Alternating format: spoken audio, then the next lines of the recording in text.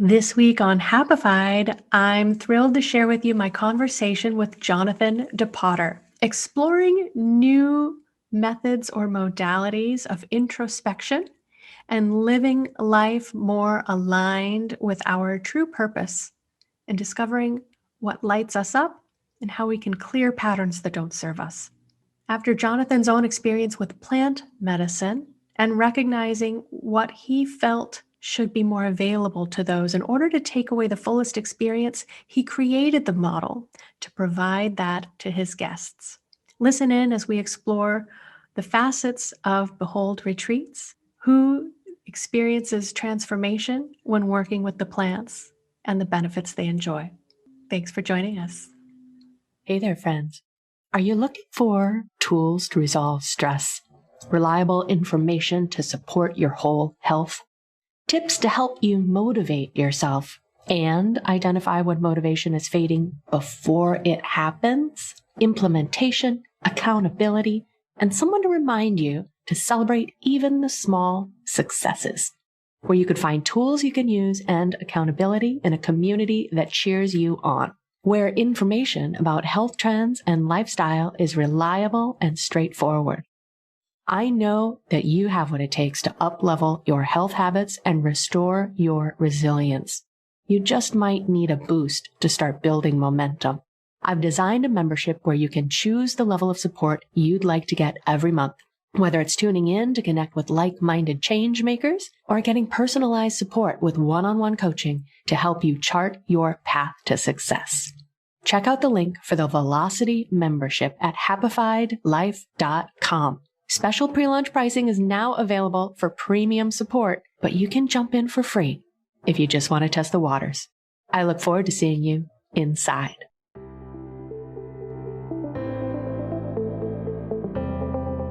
Living in a stressful world doesn't mean you have to give up on happiness. Instead, you can shift your perspective of stress and discover how to live your life in flow. Welcome to Happified. I'm your host, Susie Vine. Join me for inspiration and interviews with folks who are shining their light in the world in the areas of positive mindset, health, and wellness. I'm so happy to have you here.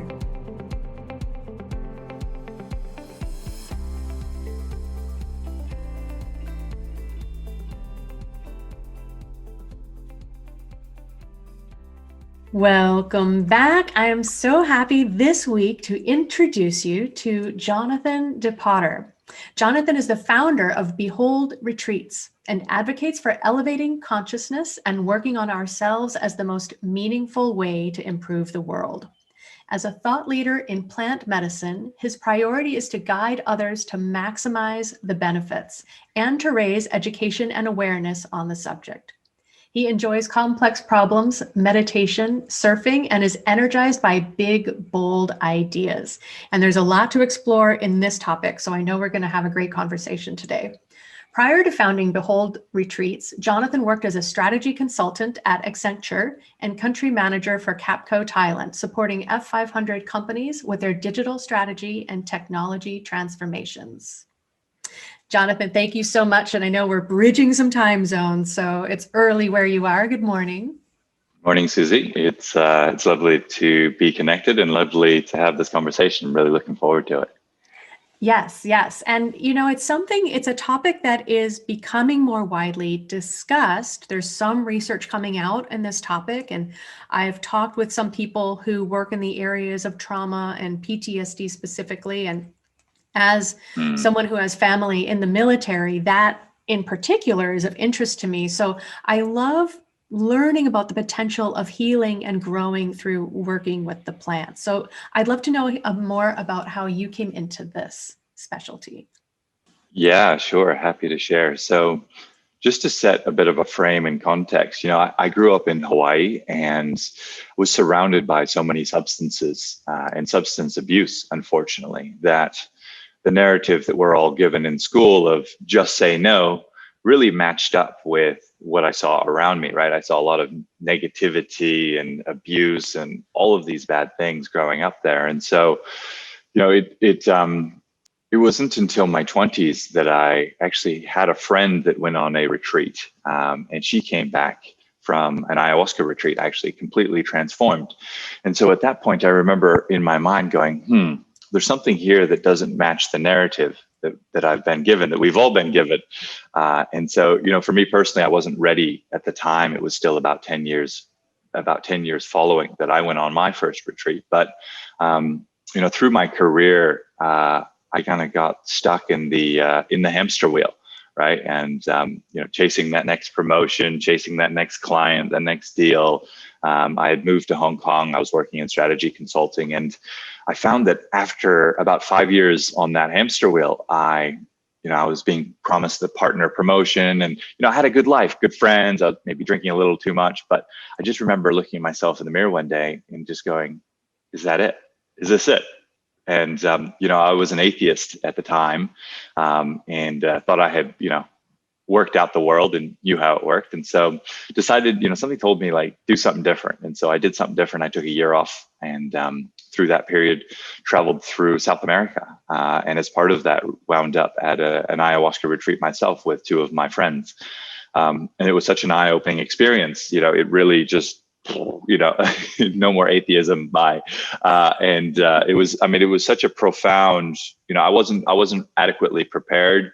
It was such a profound and challenging experience, physically, emotionally, spiritually.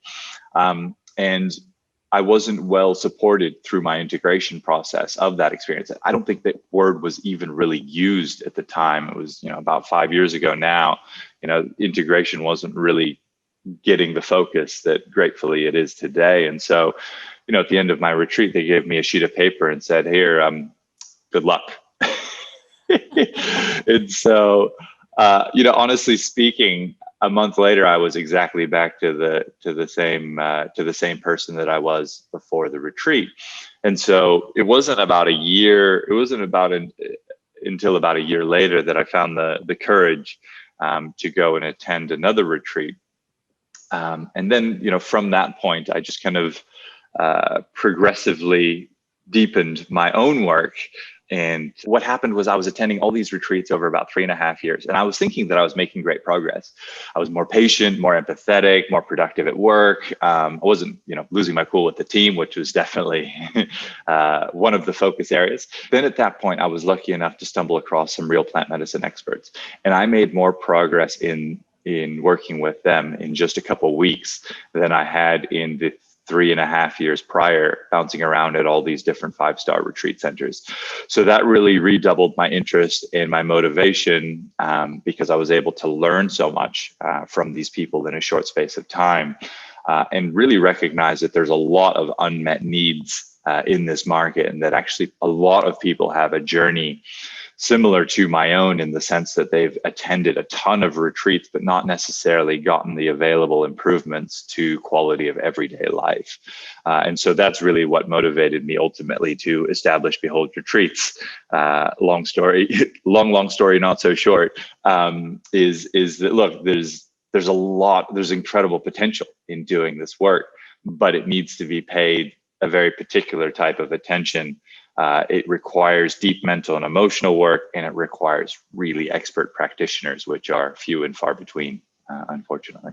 And I think that really speaks to, after your initial experience and that real opportunity to open up and, just have epiphanies right out of the gate, your very first experience, and then go back and feel yourself falling right into those patterns that you had left. And sometimes it even hurts a little bit more because the window's been opened. We can see a different lifestyle, stepping into balance, but we don't know how to get out of these patterns, right? And so I find it really interesting that you feel the integration part helps to put these pieces back into place in a way that perhaps works better for your participants.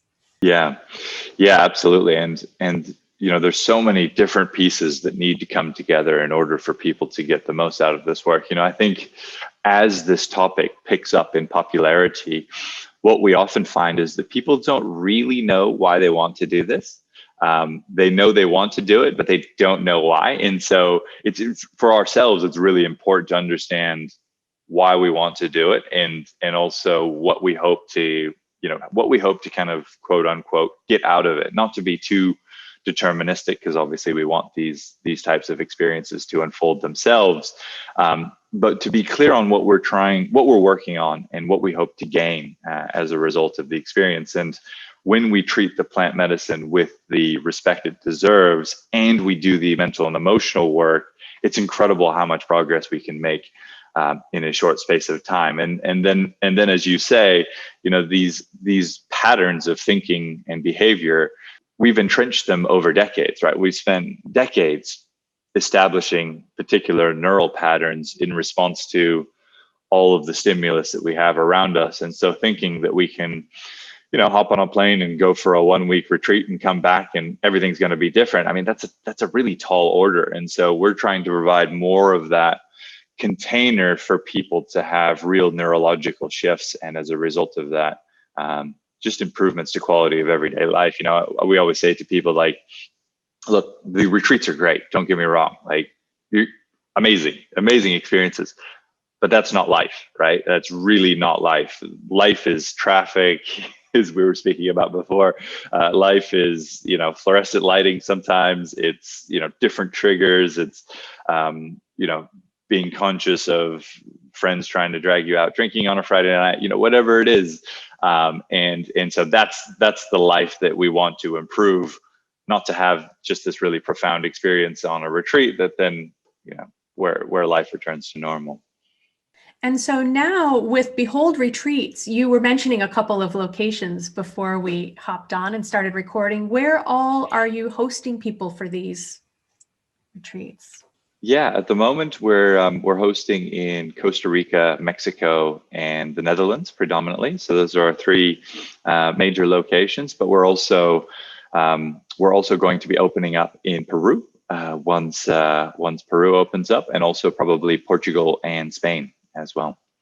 Beautiful. And so obviously in the US, it's not really available for open consumption as of yet, or, to be able to use these types of introspection or therapy. I think it's safe to call it therapy. As we also mentioned briefly, I'm aware that there's more research being done in using plant medicine in treating issues like trauma, end of life diseases and that sort of thing, and helping people find more balance and a more positive outlook in situations where otherwise they might be told, here are some tools to cope, but this is what you have to carry. Yeah. And so to have a total shift of perspective, a paradigm shift, when you're really coming through some dark times or trying to make a big change in direction, when you recognize you're not happy with where you are and you want to change, I think it's a powerful tool, and I'm happy to see it's becoming more accessible. And as we've discussed, and why I was so happy to have you on the show, to really explore the importance of doing it safely and in the right place with the right support and guidance. And from start to finish, the preparation, the experience, and the integration following, so that you can get the full benefit. Absolutely. And, I think what you're describing relates back to the famous quote that the mind is a terrible servant. No, wonderful servant, but a terrible master, early in the morning still.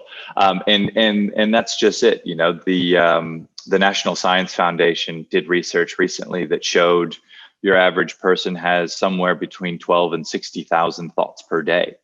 And just about 100% of those thoughts tend to be about ourselves. 95% of those thoughts tend to be repetitive, and 85% of those thoughts tend to be negative.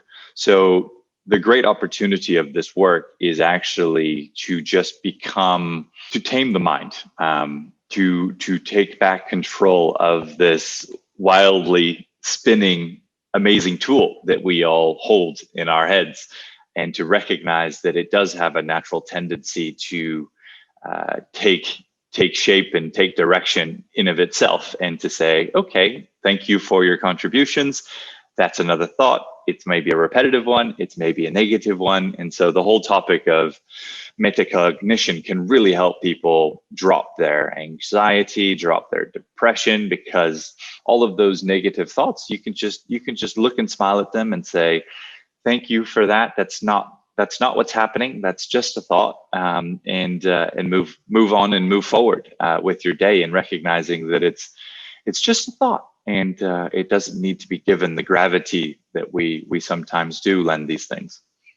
Yes. And getting to that moment of recognition, having that objectivity with our thoughts is difficult, and meditation is a powerful practice to help you move into that space. And it takes some time, and not everyone has the time or the patience to see that through and start seeing the benefits. So I feel like these opportunities give you kind of a leap, a head start to getting into that space where you can start to recognize the interplay. I like to refer a lot to the inner gremlin, right? These limiting beliefs or voices that come up and start to vie for control and limit us. And if you can start to recognize they're simply voices, they're not the controlling thought, you can start to move beyond them. Absolutely. And I think you're exactly right to say that these plant medicines have incredible potential to show you new states of mind, right? So in our everyday waking consciousness, often these patterns are so well established that it becomes difficult for us to imagine something happier, something more peaceful. And so with these experiences, plant medicine dampens what's called the default mode network, which is ultimately it's the seat of the ego. So it's responsible for ego and identity. It's responsible for executive function, which is part of what keeps the brain a bit compartmentalized. And it's also responsible for any time your brain wanders off into the past, depression, wanders off into the future, anxiety. And so by virtue of turning this thing off, you can go, wow, this is what it feels like to have this thing turned off. And you can actually, it's almost like a muscle is being flexed for you, sometimes for the first time. And so you can say, well, that's that muscle. And so we can actually begin to make meaningful steps towards flexing that muscle for ourselves so that we can find more peace on an everyday basis. Yes. And then with that awareness, with that goal of bringing ourselves back to that place of balance and perspective, we can start to strengthen those neural pathways and start taking ourselves out of the patterns that haven't been serving us. I love that. So I'd love to know, what kind of people are you seeing kind of reach out or explore this? Who are you seeing come to your retreats? Yeah, it's been an interesting range. I would say on average, I'll take a step back and explain the general types of motivation, and then share with you a little bit more about the types of clients that we see.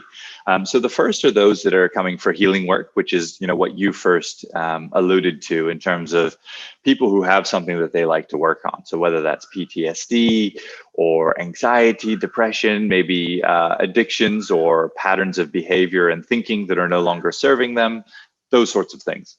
The second is really around creativity and growth, right? Where people feel like, okay, life is good, life is pretty good, but I'd like to be operating even at a higher level. And so, of course, there are still those limiting beliefs and behaviors. There's so much around identity that needs to be let go of in order for us to find our true selves, our authentic selves. And then the third is really related to spirituality in terms of deepening connection with source. And so there's other motivations as well, more recreational and abusive, but we don't really get those types of people because there's just cheaper ways to do that. If that's the motivation. So I would say generally speaking, the clients we get are between 30 to 35 up until about 60. There's a few that are younger, a few that are older. But that's generally the case. And the motivations really are spread across that. I guess I've been surprised actually by the number of clients that have shared interest with us that have already done quite a bit of plant medicine. So in establishing this business, I just kind of had in mind, we'll get a lot of first timers and people who haven't done so much of this sort of thing before. But that's actually proving not to be the case, that there's a lot of people out there similar to myself, actually, where, they've been doing a lot of plant medicine work over years, sometimes even decades, but they feel like they might be missing something. And so, our instincts and intuition is usually right as it relates to this type of work. I always tell our clients, I'm like, just listen to your intuition, whether that's, related to medicine or whether you'd like a shamanic context or more of a, white walls and latte machine context. Just, listen to your intuition, and that's always going to give you the right answer. I don't have the right answer. Let's have a good conversation, but listen to your intuition. That's the most important thing.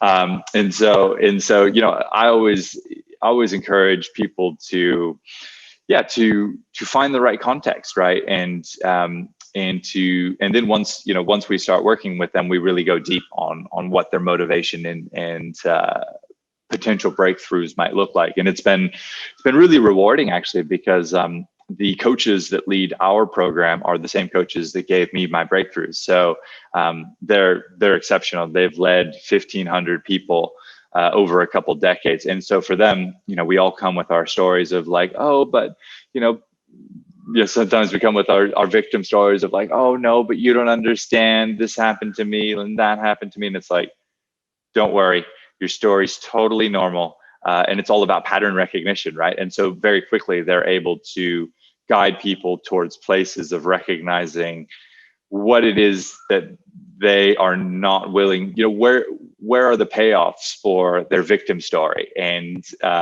so being able to guide people and letting those sorts of things go so that they go, okay, yep, I'm willing, and even to say the words, I am willing to let go of my victim story. Well, when are you willing to let go of your victim story? Well, I'm willing to let go of my victim story now. Okay, are you really? And so there's a lot of emotions, right? There's a lot of emotions that come up in exploring these sorts of dynamics. And so being able to guide clients through those emotional experiences and begin to release some of those associated emotions ahead of a retreat, right? Because what we don't want, what clients don't want, is for the worst of the emotions to be processed on the retreat, right? Because these plant medicines have incredible power to amplify what's happening in the subconscious. And so the more time that we have to work on what's happening in the subconscious and begin to release and clear out some of those things ahead of a retreat, so much better the retreat experience is going to be, because you're not amplifying, or you're not spending so much time amplifying past painful experiences and spending more time moving towards more of your growth and your ambitions and your opportunities to really improve quality of life, as opposed to letting go of the past. And both are important, but we want people to be having more time in the good and less time, agonizing or releasing the past. I think that's really powerful. And I love that that's part of what you've been able to create with the way that your coaches can work with your participants and start the process before and have them in that space of being open and receptive so that they can get the most out of the experience itself. I feel like I've heard of some people who go from, using the plant medicine again and again and again. And I believe that could be a part of it. They're not putting as much thought into their intention to working through what they can on their own with their own awareness and starting to build that muscle, and just relying on the plants to bring the epiphanies and the clarity and do all the work. I love that this is more a collaborative or participating kind of a method. Yeah, it's, the ego, it's so sneaky. It's incredibly sneaky. And it's so difficult to see our own mental and emotional blind spots, like by definition, right? It's and so it's possible. And often why people find themselves in these cycles that you're referring to, Susie, is because they know, the intuition knows there's something else there, right? And so it's very possible to have the core of the problem here, and the ego just completely bypass and sneak around it. And it's far more common than not, right? I mean, what I say to people, if you want some evidence, go look at any psychedelic scene. Is that necessarily a group of people who you would say are thriving in terms of their personal, physical, and emotional health, spiritual health? Are they having great relationships? Are they having, some people, yes, but often there's, these groups of people are not necessarily thriving by any modern definition. And so the question would be, well, why is that? Well, because the plants in of themselves are just a tool. They're not actually positive or negative.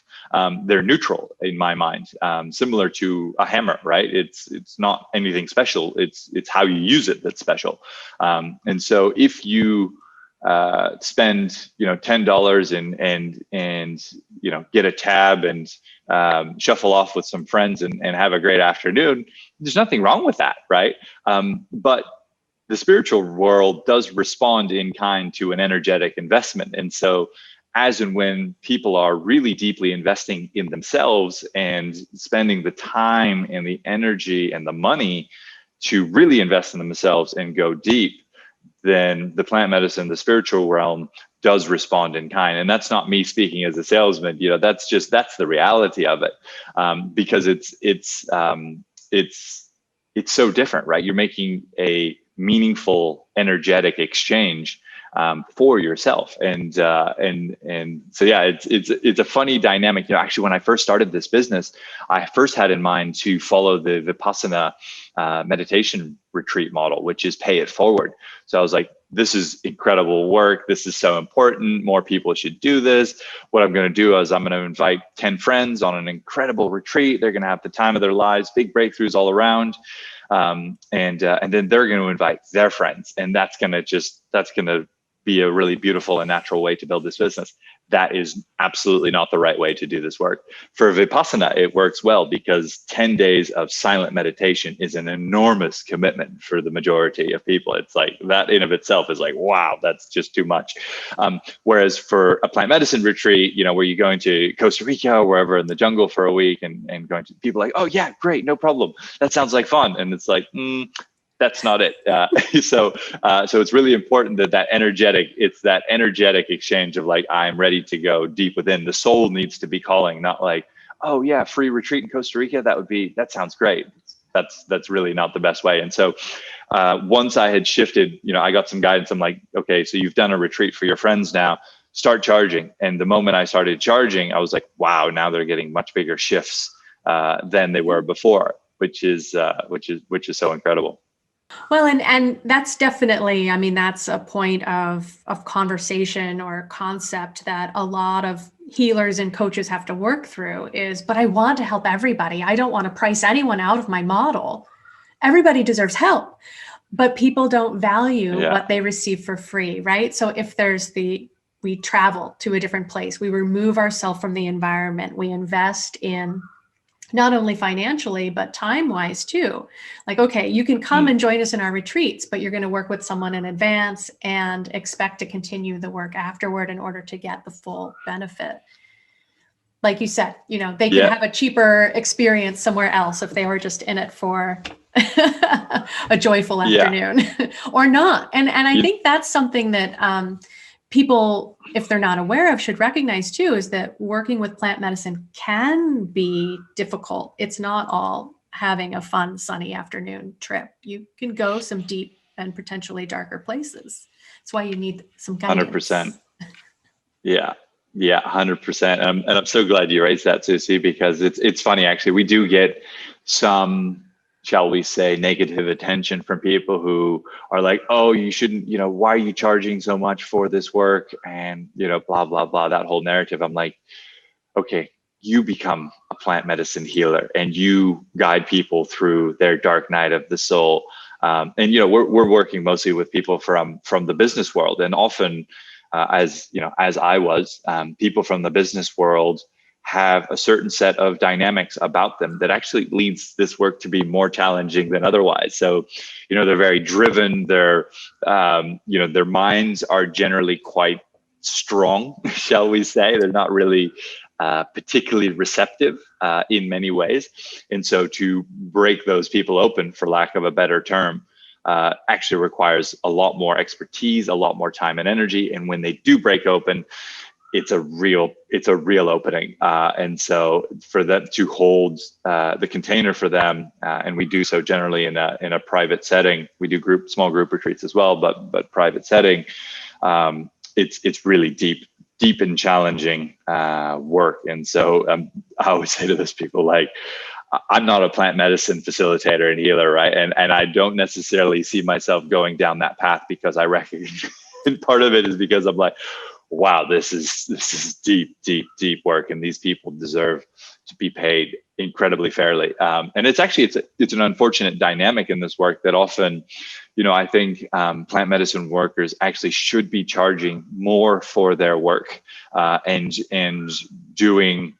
It's a bit of a funny dynamic, but I often think that they should sometimes be paying more attention to fewer people, if that makes sense, rather than, getting a group of 10 or 20 people together and, serving plant medicine and seeing what unfolds. It's like, whoa, that's that's certainly one way. But that's a lot of attending to do should needs arise, right? Indeed, indeed. And so I find that really interesting that you see a lot of people from the business space responding to it. And I see what you're saying too. It's a more driven, perhaps, state of mind or character that leads them to succeed in business, but can also push them towards stress. And so this opportunity, this little shift that they can make to break out of that pattern that they've built for themselves is even more powerful to concede some of that control. Yeah, that's it. That's it. It's, often people who are driven are so because of a lack of inner self-worth, right? So there's that constant need to succeed, to reach that next level, that next promotion, that next client, that next big paycheck and bonus. And then whatever is happening in the personal life is generally a reflection of lack of self-worth, right? So very common within these groups of people is early childhood trauma, what's common within all of us, unfortunately, but often addictive patterns with pornography, with alcohol, with various substances that are more addictive and detrimental. Technology use, right? That's one that almost all of us are guilty of these days. But these compulsive patterns that are so normalized in modern culture and are keeping us away from true self, right? So we've found so many ways to dedicate our time and our energy and keeping ourselves so busy, right? So busy that we don't have to look at ourselves honestly. So, I think one of the blessings of Corona has been to sweep out a lot of the distractions whereby, people were so tired of reading the news, right? People were no longer distracted by all of the normal life distractions that for the first times we had to go, okay, I'm going to go spend an hour or two by myself. And it's like, whoa, this is not as joyful as I thought it might be. And so it's an exciting time to be alive, for lack of a better term. Yeah, and I think that definitely comes back to what you were saying earlier about the way that people hold on to that story, that inner victim mentality, letting their past define them rather than inspire them. And so this can be a powerful opportunity to start to detach from that story that doesn't serve and start creating a new one. Absolutely, absolutely.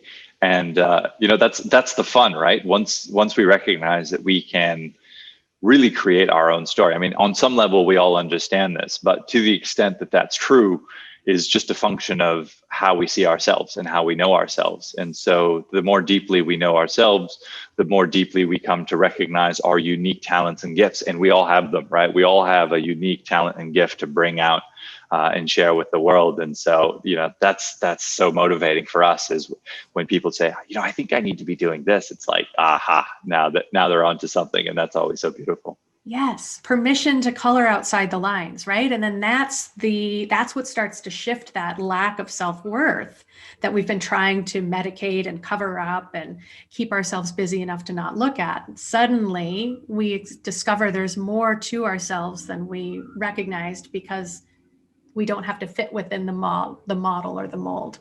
So I think that's really empowering. Absolutely, yeah. And it's we've been so programmed, right, that this is what success looks like. That as we deprogram ourselves and find what it means for ourselves, and that we do have a natural curiosity, which is probably greater than anyone else in this world in this particular area. great. There's abundance coming to you for this natural curiosity that you have that is greater than anyone else in the world. And so whatever that is, it's beautiful to see that unfold for people and for them to find that true north. I love it. And I'm excited to see how things come together and you're able to open up your new locations. And I've traveled to Peru. It's a magical place. So it seems like a natural fit. And their economy certainly is going to need the recovery after having their tourism on hold for the last year. So is there anything else that you want to share as we wrap up our conversation? The last thing I would say is just focus on elevating consciousness, right? That's really for us, that's a central theme in this work, is that, and if there is to be one goal, that's it, is to elevate and sustain an elevated state of consciousness. So for those of you out there who may or may not be interested in plant medicine, you can certainly elevate consciousness, of course, without plant medicine, and there's many modalities and mechanisms to do so. So, that's really our message, is like, focus on elevating consciousness, and all of the rest of your dreams will come through for you as you make those steps towards a really deep understanding of self. I love that. That might have to be a new catchphrase. Rather than making your dreams come true, but giving them the space to come through so that you can recognize what they are and actually tune into what resonates for yourself. So we don't end up working 15, 20 years in a career and recognizing this isn't what feeds my soul. So now where do I go? Yeah. Yeah. It's a lot of people are having that moment, and it's exciting time to be alive because of that. Because there's so many more entrepreneurs. I think there's just 10 times, 100 times more entrepreneurs solving so many different problems that I just, having launched a new business, I'm looking around going, wow, look at all these different tools and things that people are creating. It's just an incredible time to be alive. Truly, absolutely. And I'm glad that we were connected, and I'm glad you're doing the work that you do to help people tune back into that wonder and elevated state of mind so they can carry that Beautiful. back through the daily life. Yeah, and love what you're doing as well, Sissy. I think it's important work to help people, find peace within. I mean, that's it's something that nobody else can ever take away from you, and that's the most beautiful thing, is you've got that with you always. Once we find it, so keep doing what you're doing. Thank you. Likewise, yes. So glad to be connected, and perhaps I'll explore one of your retreats someday. These sound like beautiful places to go to, and a wonderful opportunity for some introspection. Thank you, Jonathan. I really appreciate your time. Thank you, Sissy. Thank you for tuning in today. Check out the show notes for any links we mentioned. To learn more about living life with less stress and more flow, visit happifiedlife.com. And if you found value in today's episode, make sure you subscribe to catch the next one, and leave a review to help fellow pod surfers find Happified. Until next time, keep on shining.